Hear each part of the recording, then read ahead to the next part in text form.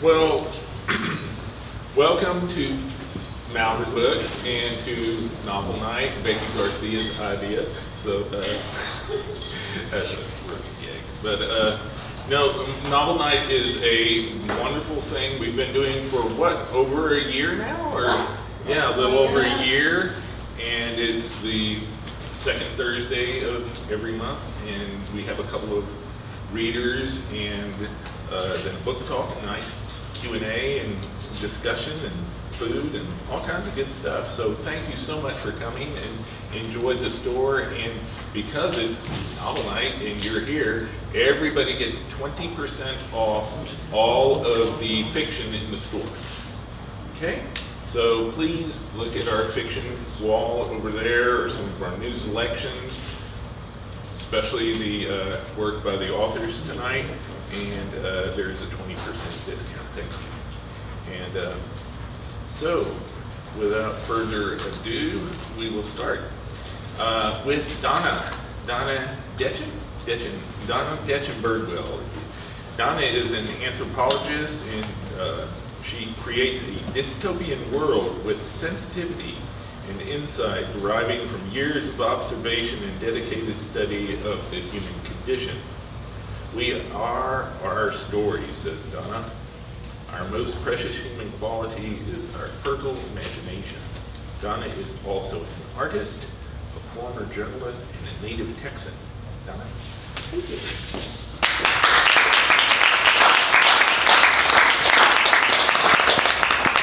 So what we have available for your enjoyment tonight is the first two books in my Recall Chronicles series. The first one is called Way of the Serpent, and the new one that's just been out for a few weeks now is Shadow of the Hare, and this is what I'm going to be reading from.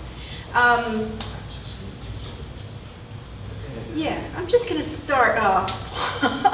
Why should I tell you about it? I mean, when you pick up a book, you just start reading, right?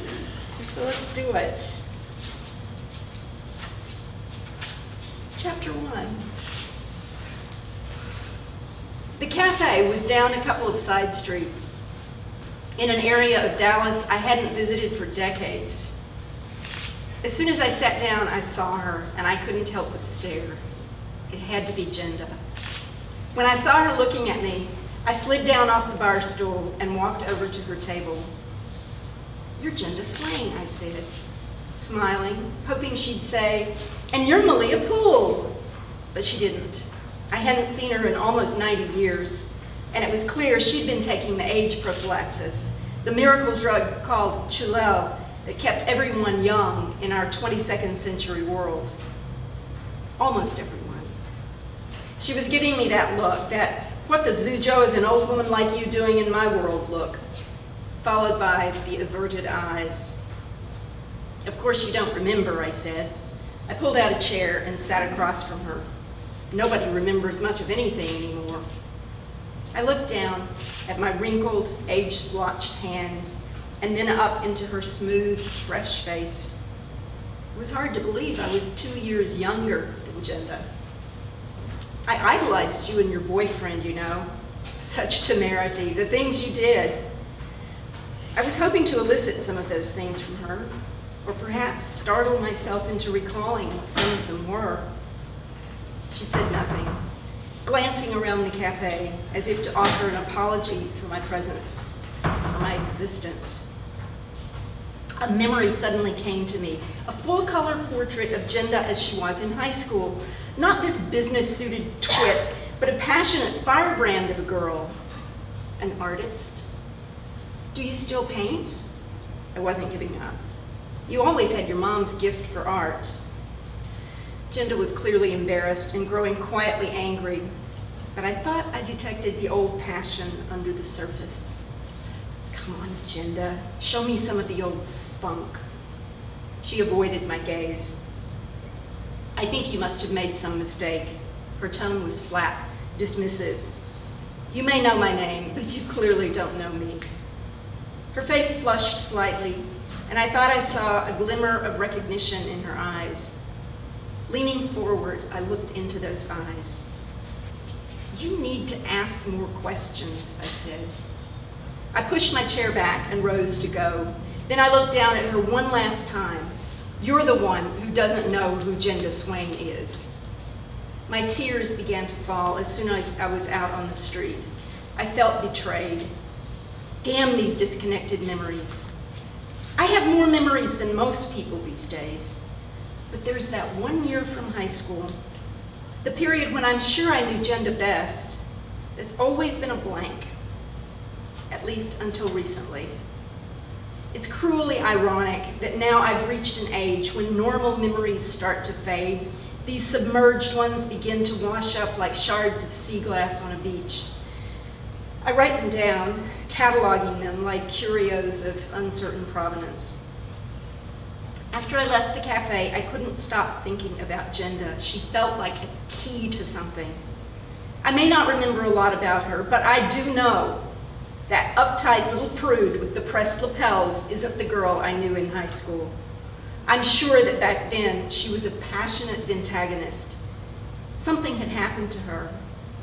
I thought I knew what it might be. In any case, I knew it was something very different from what happened to me. I still identify with ventagonists, those people who cherish and preserve old things, not as things in themselves, but as links to our past, reminders of shared experiences, repositories of our stories. In the late 2020s and into the 30s, the ventagonist movement was popular among young people like me and like Jenda Swain. While the corporations pushed us toward ever higher consumption of infinitely recyclable, short-cycle goods, ventagonists celebrated antiques, vintage things, and so-called mementos. To signal our nonconformity, we wore badly mended clothes salvaged from the recycle bins, dyed our hair in shades of sepia, and adorned ourselves with relics like lockets and watch pendants. I still wear one of those, although mine has a more personal significance. We fed one another's rebelliousness in frequent meetings and acts of protest that employed poems and songs and art. The movement dissipated after a while, but never went away. Its roots ran deep. Almost a century later, I feel once again the pull of those old ideas, a riptide tugging at my foundations. I'd found a place where I could have lived out the rest of my days in peace without having to deal with the outside world, but instead, here I am, walking around in the corporate fantasy land where everyone is young and cheerful and bright. But it's a flat white brightness, no spark, no color. People stare at me like Jenda did, and then they don't see me at all. I disappear. I don't belong in their world, and so they white me out. I began making my way back toward my sister Letitia's habitat. I knew she'd organized an event for the following night. She told me that Jenda's high school boyfriend Montaigne would be there. I hadn't seen him for the better part of a century. Maybe he'd have some answers. I told Jenda she should ask more questions. Maybe it was time for me to ask some questions of my own.